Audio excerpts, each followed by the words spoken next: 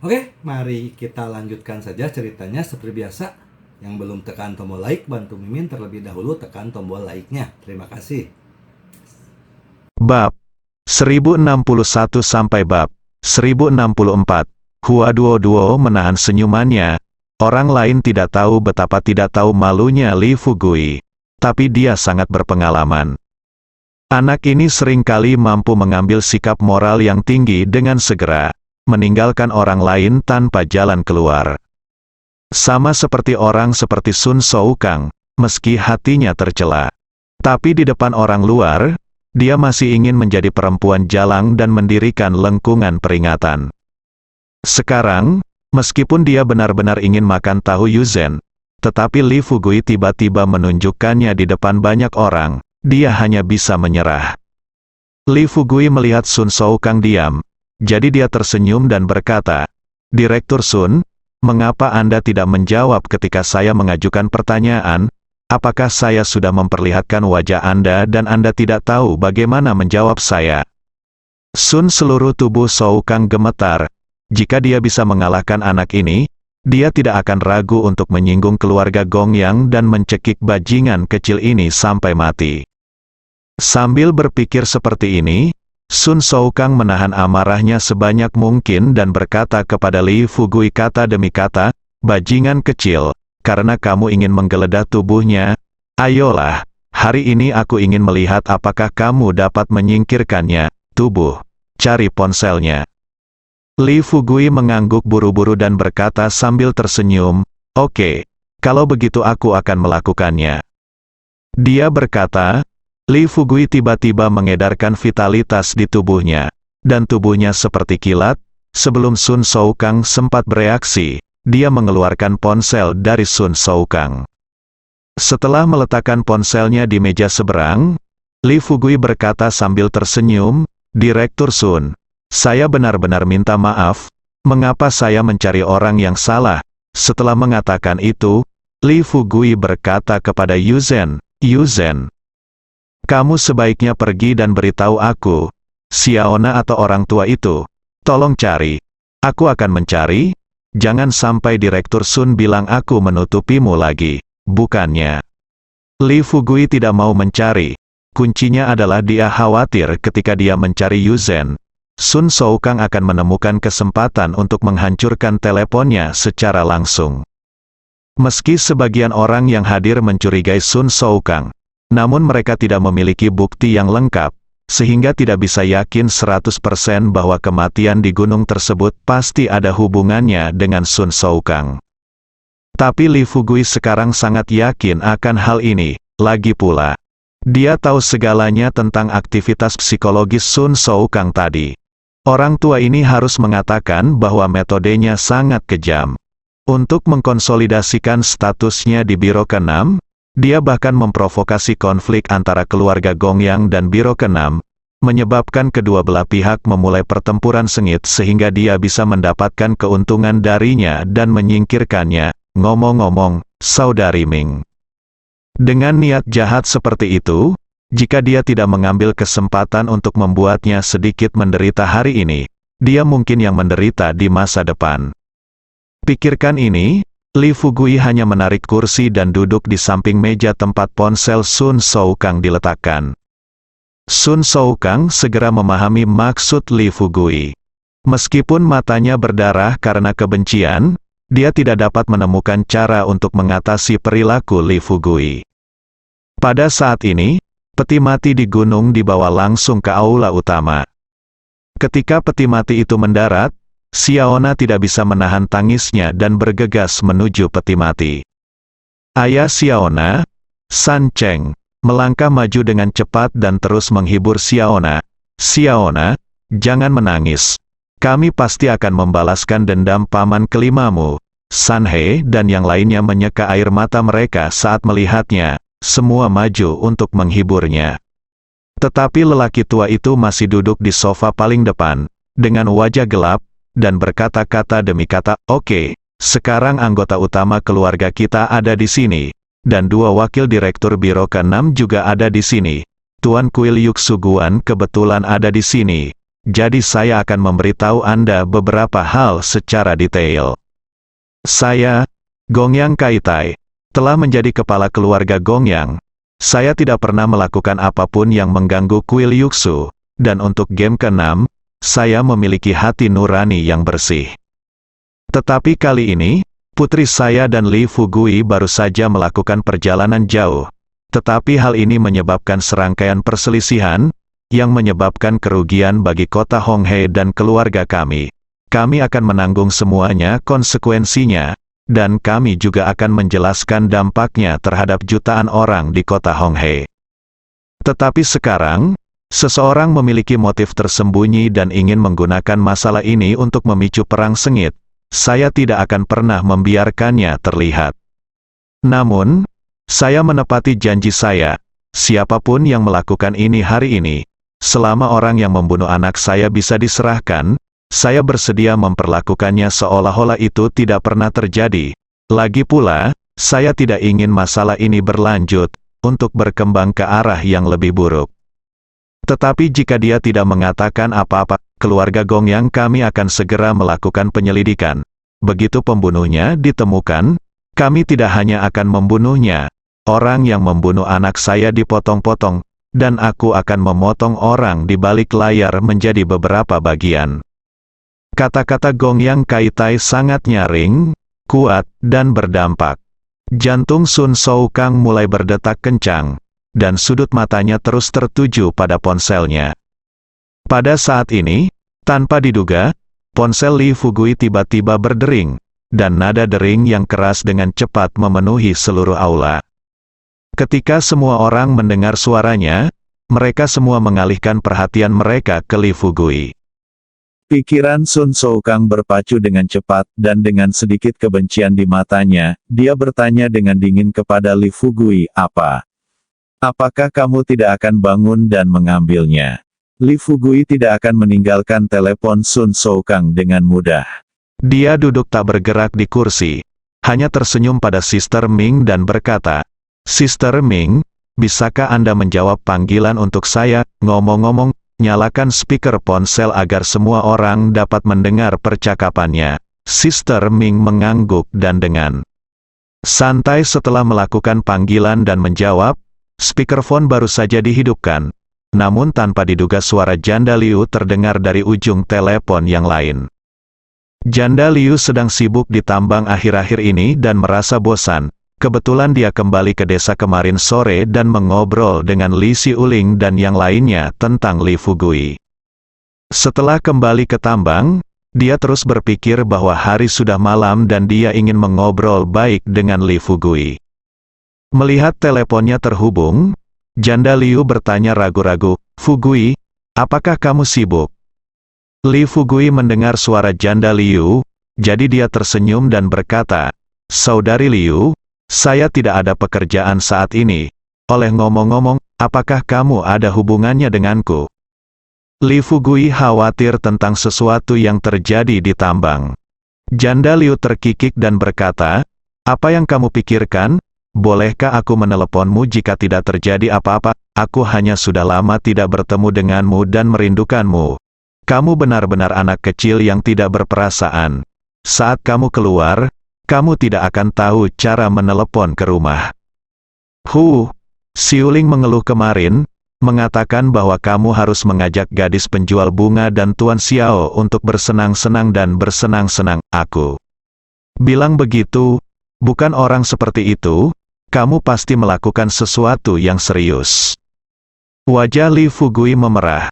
Ketika dia melihat semua orang memandangnya dengan aneh, dia tersenyum canggung dan berkata, Saudari Liu, apakah kamu tidak tahu siapa saya? Bagaimana saya bisa berpikir seperti mereka? Hal yang sama, kan? Ya, ada beberapa hal yang harus saya tangani di sini. Jadi saya tidak akan memberitahu Anda lagi. Janda Liu kecewa beberapa saat dan bergumam dengan suara rendah. Apakah kamu khawatir gadis penjual bunga akan mendengarmu? Kamu tidak punya hati nurani. Kamu sudah mati. Terdengar bunyi bip dari ujung telepon yang lain. Ada keheningan yang lebih mematikan di ruangan itu. Li Fugui tersenyum pahit dan berkata kepada semua orang dengan malu, "Baiklah, semuanya. Lanjutkan. Ini dari desa kami, sekretaris tambang saya, kami berdua adalah teman." Sebelum Li Fugui selesai, Hua Duo mengerutkan kening dan berkata, "Diam." Adegan itu awalnya cukup serius. Namun dengan panggilan telepon ini, suasana berubah seketika. Ditambah Hua Duo diam, bahkan Sister Ming hampir tertawa saat mendengar ini. Yu Zhen memiliki ekspresi yang agak hangat dan marah di wajahnya, meskipun dia sudah meminta seseorang menyelidiki situasi Li Fugui secara mendetail setelah dia menjadi presiden konferensi pengobatan spiritual. Namun dia masih belum sepenuhnya memahami rumitnya hubungan interpersonal Li Fugui di desa. Setelah mendengar kata-kata ini, Yu Zhen mungkin sudah berpikir bahwa hal pertama yang akan dia lakukan ketika dia mengikuti Li Fugui kembali ke desa di masa depan adalah memutuskan semua kontak dengan Li Fugui di antara gadis-gadis ini. Bagaimanapun, dia adalah penguasa kuil Yuxu. Dia tidak mungkin bisa mengendalikan suaminya sendiri dan bergaul dengan semua jenis wanita setiap hari, bukan? Namun, tepat ketika semua orang tidak tahu harus berkata apa, ponsel Li Fugui berdering lagi kali ini. Sebelum Li Fugui dapat berbicara, Sister Ming menjawab panggilan itu dengan sedikit senyuman di bibirnya. Tapi begitu panggilan tersambung, Lin Wan terkikik dan berkata, "Fugui, kamu pergi kemana? Aku dan adikku pergi ke desa untuk mencarimu kemarin. Kenapa kamu belum kembali? Kami berdua ingin untuk mati. Kamu." Sebelum Lin Wan selesai berbicara, Li Fugui buru-buru berteriak, "Omong kosong apa yang kamu bicarakan? Kamu sangat mengkhawatirkanku. Aku masih sangat sibuk saat ini." Setelah mengatakan itu, Li Fugui buru-buru berkata kepada Saudari Ming berkata, "Saudari Ming, tolong tutup teleponnya." Qi Kuai Jiao. Karena teleponnya menggunakan speakerphone, Lin Wan secara alami dapat mendengar apa yang dikatakan Li Fugui. Ketika dia mendengar kata-kata Saudari Ming, Lin Wan He bertanya dengan nada tidak senang, "Fugui, siapakah Sister Ming? Apakah kamu sudah berhubungan dengan vixen kecil di luar lagi?" "Hah, sudah kubilang, jika kamu masih belum jelas dengan wanita lain, kapan kamu kembali? Aku dan adikku akan merobek wajahnya." Begitu dia menyelesaikan kata-katanya, dia tidak menyangka Lin Ya akan berkata di ujung telepon yang lain, "Xiao Wan, bicaralah dengan Fugui. Sulit baginya untuk melakukannya. Lakukan sesuatu di luar. Jika ada yang harus kamu lakukan, tunggu sampai dia kembali. Katakan." Li Fugui tidak lagi ingin menjelaskan. Wajah masa kini bisa dibilang memalukan di rumah nenek. Siapa sangka gadis-gadis ini bisa menyebut diri mereka sendiri saat ini. Janda Liu baik-baik saja. Setidaknya dia tahu bagaimana menanyakan apakah dia sibuk saat menelepon, punya waktu. Tapi gadis ini, Lin Wan, tidak bertanya apapun dan hanya membicarakan topik yang meledak-ledak. Li Fugui menatap Sister Ming dengan sedih, dengan mata memohon. Senyuman di wajah Sister Ming berangsur-angsur menghilang. Meskipun dia tahu ada banyak wanita di depan Li Fugui, dia tidak menyangka. Dia menutup telepon dan menyilangkan tangannya. Matanya jelas memperingatkan Li Fugui. "Ketika masalah ini selesai, apa yang kamu inginkan, yang harus dilakukan? Saya punya penjelasan yang masuk akal." Sun Shoukang menemukan topik serangan saat ini, menamparkan tangannya di atas meja, dan mengumpat dengan marah, "Direktur Ming, lihat baik-baik, ini kapten baik yang Anda undang untuk game ke-6 kami. Apa-apaan ini? Pada saat seperti itu usia muda, kuharap aku bisa mati di antara wanita. Untuk orang seperti ini, kamu masih bisa mengirim Kapten Flower kepadanya. Kamu hanya membantu penjahat." Mata Sister Ming menunjukkan sedikit kehangatan dan kemarahan, dan dia melotot Li Fugui.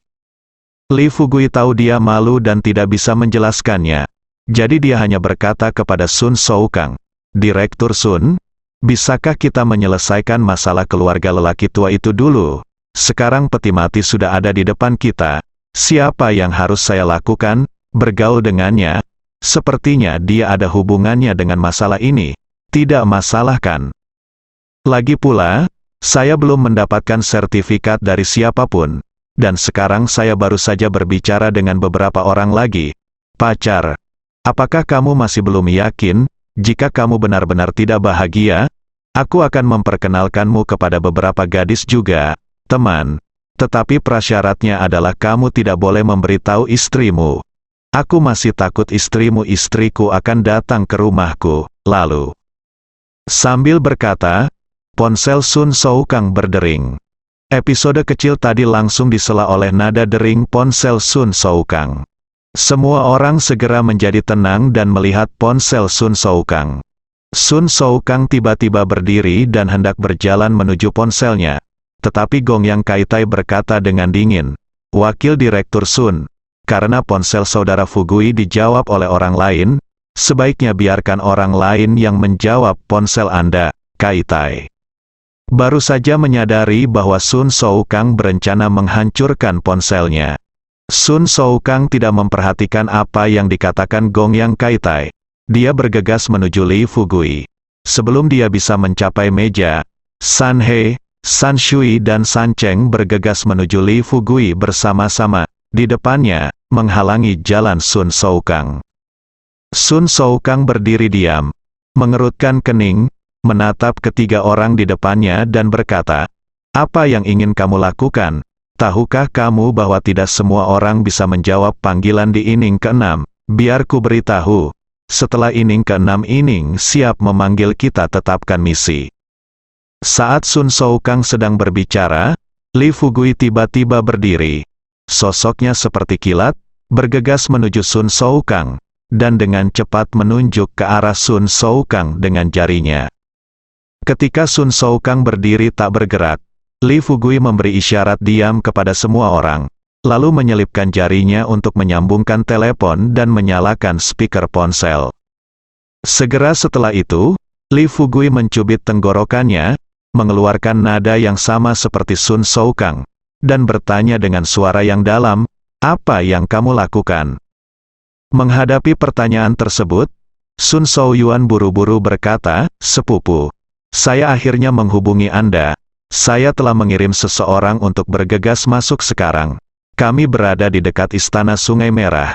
Selama Anda memberi perintah, kami akan bergegas masuk dan membunuh semua orang di keluarga Gong Yang." Li Fugui berpura-pura marah dan berkata kepada Sun Souyuan, "Kamu idiot, tahukah kamu tentang keluarga Gong Yang? Apakah kamu sedang menyelidiki penyebab kematian di gunung itu sekarang?" Sun Souyuan berkata dengan percaya diri, "Saudaraku, jangan khawatir, aku sendiri yang telah menyingkirkan bajingan ini. Jangan khawatir, bahkan jika keluarga Gong Yang-nya memiliki kemampuan yang hebat, dia tidak bisa, penyelidikan tidak bisa mengarah ke kepalaku. Ngomong-ngomong, saudaraku, apakah kamu baik-baik saja sekarang?" Li Fugui menunjukkan senyum tipis di bibirnya dan berkata, Aku baik-baik saja. Jangan biarkan mereka masuk dulu. Aku akan mengeluarkan orang-orang sekarang. Biarkan aku mengantarmu masuk." Sun Souyuan bertanya dengan rasa ingin tahu, "Saudaraku, bagaimana dengan rencana sebelumnya? Bukankah kita mengikuti rencana awal?" Pikiran Li Fugui berubah dan dia berkata dengan santai, "Rencananya telah berubah, dan rencana sebelumnya dibatalkan. Ngomong-ngomong, kamu tidak memberitahu orang lain tentang rencanamu, kan?" Sun Soubian tersenyum percaya diri lagi. "Saudaraku, apakah kamu benar-benar mengira aku tidak punya otak? Bagaimana aku bisa memberitahu orang lain tentang hal semacam ini? Hanya kamu yang tahu tentang rencana ini. Kamu tahu, tapi tidak ada orang lain yang tahu." Li Fugui mengangguk dan berkata, "Bagus sekali. Kalau begitu izinkan saya bertanya, apa yang saya katakan sebelumnya, setelah membersihkan gunung, apa yang harus dilakukan selanjutnya?" Tepat. Ketika semua orang menajamkan telinga dan siap mendengarkan rencana lengkap Sun Souyuan, namun Sun Soukang yang tidak ingin titik akupunturnya disadap, menjadi sangat marah hingga memaksa energinya beredar di dalam tubuhnya. bahkan merusak organ dalamnya sendiri, dan dengan paksa menerobos titik akupuntur yang tersegel. Dengan raungan, darah langsung mengalir keluar dari lubang hidung Sun Shou-kang. Ketika semua orang terkejut, dia terbang ke depan dan berteriak pada Sun Shou-yuan, "Kamu bajingan, katakan padaku, apa rencananya?" Jantung Sun Shou-yuan berdebar kencang, ketat, dia jelas merasa nada suara Sun Shou-kang telah berubah drastis. Setelah merasakan perubahan ini, Sun Shou-yuan buru-buru mengubah kata-katanya dan bertanya ragu-ragu, "Saudaraku, ada apa? Apa rencananya? Apakah aku melupakan sesuatu?" Sun Shou-kang memegang telepon dan bertanya dengan dingin, "Katakan padaku, di mana kamu sekarang?" Sun Shou-yuan sedang berpikir dengan sekali klik. Dia menjilat bibirnya yang kering dan menjawab dengan suara rendah, aku, saudara, aku." Sun Shou-kang meraung lagi, "Katakan, di mana kamu?" Menghadapi Sun Su-hong bertanya lagi, Sun Shou-yuan sudah yakin dia dalam masalah. Dilihat dari sikap marah sang kakak tertua, jika ia mengungkapkan lokasinya saat ini, sang kakak pasti akan bergegas menghampiri dan memotongnya menjadi beberapa bagian. Untuk bertahan hidup, Sun Shou-yuan berkata dengan gemetar, "Saudaraku, jika aku melakukan sesuatu yang salah, katakan saja padaku." Sun Shou-kang tidak mengatakan apa-apa, hanya memegang teleponnya dan berjalan keluar pintu selangkah demi selangkah. Tepat ketika dia hendak keluar dari pintu, Li Fugui dengan cepat melangkah maju dan menghalangi jalan Sun Shou-kang. Dengan senyuman tipis di bibirnya, dia berkata dengan tenang, "Wakil Direktur Sun, kamu terluka parah.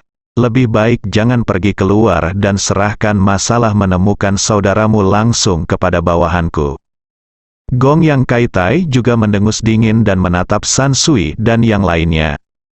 San Shui dan San He bersaudara melambaikan tangan mereka, dan lusinan master yang menjaga kedua sisi aula berkumpul dan langsung mengepung Sun Shou-kang.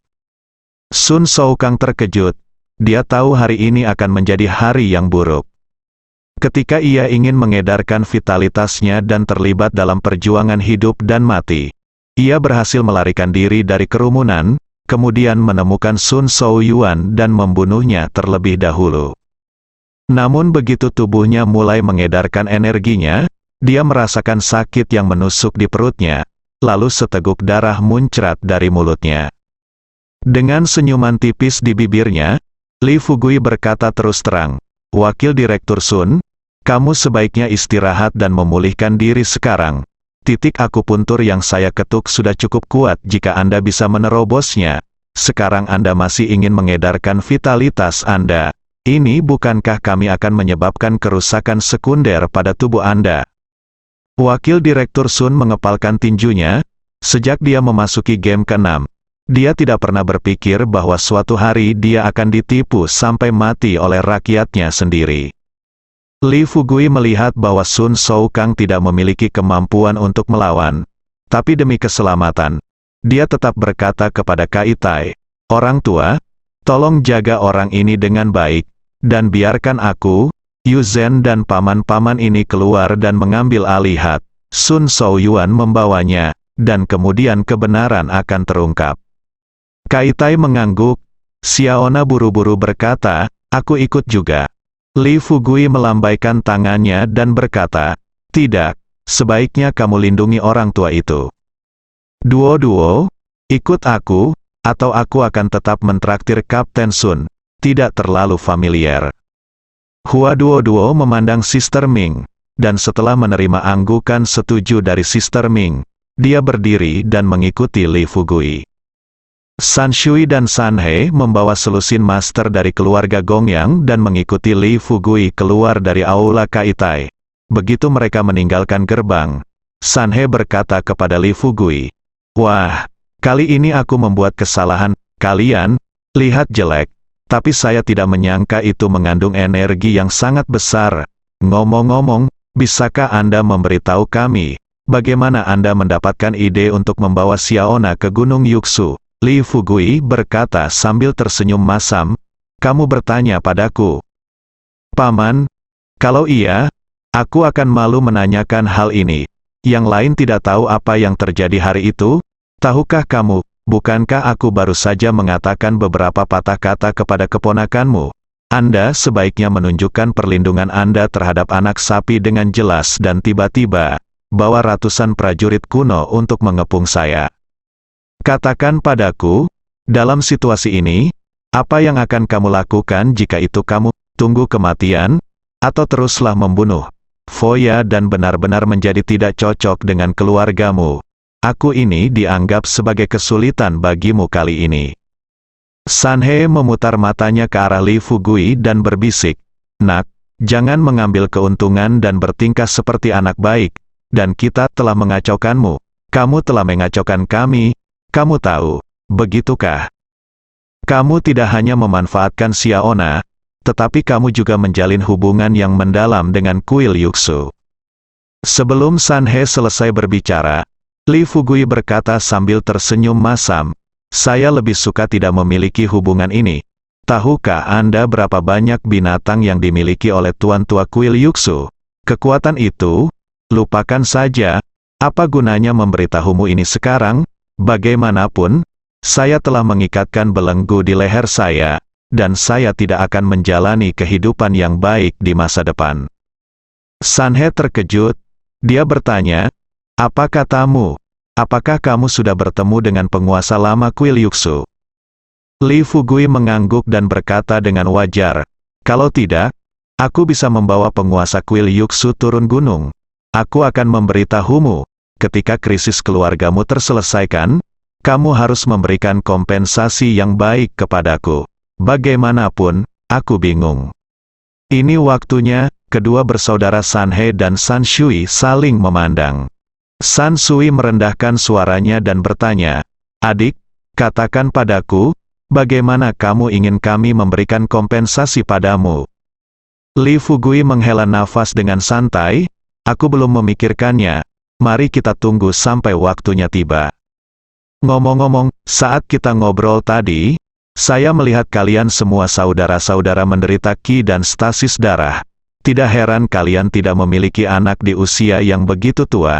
Jika masalah ini selesai saya akan mentraktir kalian bersama dan memberi kamu sedikit pengondisian. Jika istrimu masih muda, aku jamin kamu akan bisa menjagamu setiap hari. Semua orang bisa memeluk anak laki-laki gemuk besar." Setelah mendengar ini, rahang San Shui hampir jatuh ke tanah. Membuka mulutnya, dia berkata dengan tidak percaya, "Saudaraku, saya berusia 50 tahun ini, apakah saya masih dapat melakukannya?" Li Fugui berkata dengan senyum percaya diri, "Bisakah Anda melakukannya? Tunggu sampai saya selesai mengondisikan kamu. Apa kamu tidak tahu? Ngomong-ngomong, yang kamu pertimbangkan sekarang bukanlah apakah kamu bisa melakukannya, tapi apakah istrimu bisa menahannya." Kata-kata terakhir ini langsung membuat suasana hati San Shui gelisah. Sekarang kalau dipikir-pikir, alasan mengapa pria Li Fugui ini memiliki hubungan yang tidak jelas dengan begitu banyak gadis adalah karena dia pasti memiliki kekuatan ini. Kalau tidak, tanpa berlian, bagaimana gadis-gadis ini mau mengikuti Li Fugui? Sambil berpikir seperti ini, San Shui tersenyum dan berkata, "Saudaraku, jika kamu benar-benar bisa melakukan ini, aku akan memberikan apapun yang kamu inginkan." Li Fugui berkata sambil tersenyum, "Kamu mengatakan ini, jangan menyesalinya ketika saatnya tiba." Bagaimana San Shui bisa menyesali hal seperti itu? Sejak saudara-saudara ini tumbuh dewasa, bahkan saudara ketiga San Cheng selalu ketakutan setiap hari karena dia takut Xiaona akan dibunuh. Saya kira dengan banyaknya saudara laki-laki, lelaki tua itu pasti bisa memiliki keluarga yang penuh dengan anak dan cucu. Namun ternyata yang terjadi justru sebaliknya. Hingga saat ini, kecuali Xiaona sang cucu, semua saudara laki-laki, bahkan mereka yang pernah memiliki anak sebelumnya, akhirnya anaknya meninggal saat masih bayi karena berbagai sebab yang aneh. Sekarang, yang tertua di antara saudara laki-laki mereka berumur 50 tahun, dan yang bungsu berumur 39 tahun. Jika mereka dapat menyejahterakan keluarga Gongyang pada usia ini dan melahirkan segerombolan cucu bagi lelaki tua itu, maka akan memungkinkan bagi lelaki tua itu untuk memberikan setengah dari aset keluarga Gongyang kepada pihak lain. Sekelompok orang segera tiba di pintu masuk Istana Sungai Merah. Li Fugui melihat sekeliling dan melihat bahwa langit benar-benar gelap. Jadi dia berkata kepada Hua Duo, "Duo, ikuti aku, ayo pergi ke sini. Dua paman, pergilah ke sana, kami akan mengepungmu. Buat lingkaran cepat di sekitar Istana Hong He. Jika kamu melihat orang yang mencurigakan, tangkap dia langsung." San He dan San Shui sama-sama mengangguk setuju. Ketika Li Fugui hendak berbalik, San He dengan cepat bertanya, "Adik, bisakah kalian berdua pergi ke sana? Ada banyak orang di sisi lain. Jangan biarkan kalian berdua menderita ketika saatnya tiba. Coba saya lihat, Anda harus membawa beberapa orang lagi." Li Fugui tersenyum dan melambaikan tangannya dan berkata, "Tidak perlu, lebih baik kamu lindungi dirimu sendiri. Karena mereka dapat membunuh gunung, menurutku aku masih memiliki kekuatan. Tidak masalah jika aku dalam bahaya, aku hanya takut jika kamu terluka lagi. Kamu akan mendapat masalah besar." Setelah Li Fugui selesai berbicara, keduanya hanya mengangguk dan pergi. Li Fugui dan Hua Duo berjalan tidak jauh di sepanjang jalan. Ketika Hua Duo tidak melihat siapapun di sekitarnya, dia bertanya dengan dingin kepada Li Fugui, "Katakan padaku, apa yang terjadi denganmu? Xiao Na dan Yu Zhen, apakah kamu akan menyatukan ini?" Kedua gadis itu memberikan segalanya. Hua Duo malu mengucapkan kalimat terakhir ini. Setelah mendengar ini, Li Fugui berkata tanpa daya, "Kapten Hua, kita sedang menjalankan misi sekarang, ini bukan waktunya membahas hal-hal yang berantakan ini." Hua Duo mendengus dingin dan berkata dengan marah, "Apa maksudmu dengan hal-hal yang berantakan? Cepatlah. Katakan padaku, apakah kamu berhubungan seks juga di depan begitu banyak orang hari ini? Apa yang terjadi dengan dua panggilan telepon itu? Aku tahu ada banyak wanita di sekitarmu, tapi kamu adalah orang kedua yang menelepon wanita. Mereka adalah dua saudara perempuan." Itu bisa dilihat, Hua Duo memang sangat marah dengan masalah ini. Tidak heran Hua Duo marah. Siapapun yang menghadapi hal semacam ini akan marah besar. Jika dia tidak berada di dekat Li Fugui akhir-akhir ini, bahkan jika dia terkejut ketika hal seperti ini terjadi, dia tidak akan sejengkel dia sekarang. Tapi masalahnya adalah dia telah mengikuti Li Fugui sejak terakhir kali dia kembali dari kota Qingzhou selama periode ini. Meskipun Li Fugui pergi jalan-jalan, dia tidak banyak meninggalkan desa Xiaoxi sesuai dengan instruksi di atas. Setelah sekian lama bersama, saya pikir dia tahu segalanya tentang hubungan interpersonal di sekitar Li Fugui. Tadi sangka, dua panggilan telepon hari ini langsung menghancurkan pandangan hidupnya. Li Fugui tidak tahu bagaimana menjelaskannya. Dia menghela nafas terlebih dahulu, meraih pergelangan tangan Hua Duo, dan kemudian berkata kepadanya dengan serius, Duo, ada beberapa hal yang tidak dapat saya jelaskan kepada Anda dalam beberapa kata, tetapi Anda percaya bahwa saya jelas bukan orang jahat. Selain itu, jika saya benar-benar tipe orang yang Anda pikirkan, bagaimana si Uling dan yang lainnya dapat membantu saya dengan sepenuh hati? Juga, Anda juga dapat melihat bagaimana saya memperlakukan wanita di sekitar saya. Bukan, bisnis yang sangat besar yang dapat saya serahkan atas semua industri ramuan kepada mereka. Apa artinya ini? Bukankah itu berarti saya sepenuhnya mempercayai mereka?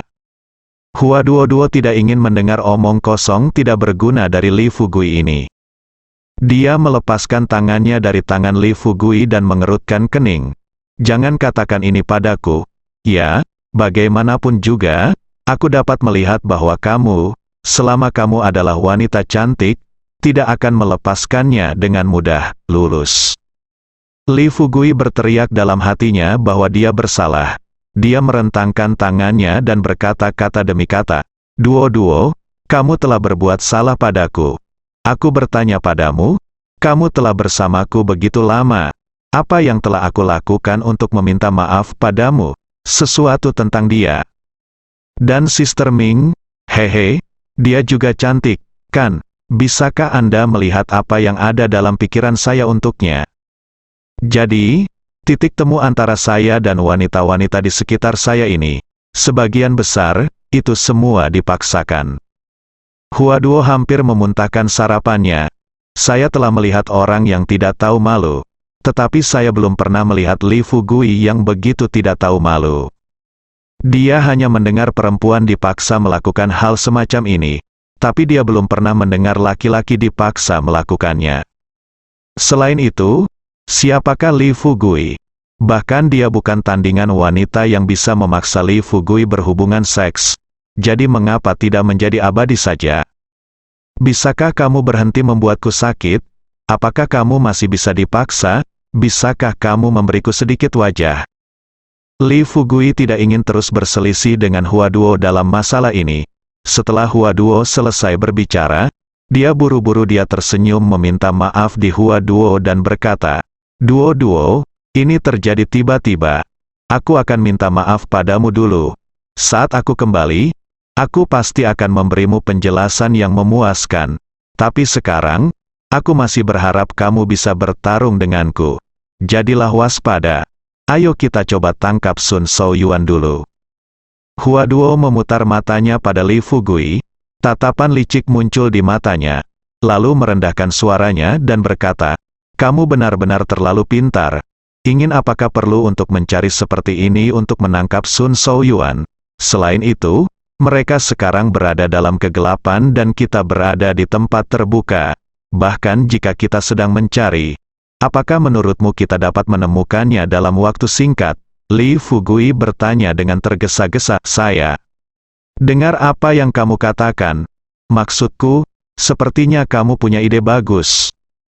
Huaduo mengeluarkan ponselnya, lalu mendekati Li Fugui dan berbisik.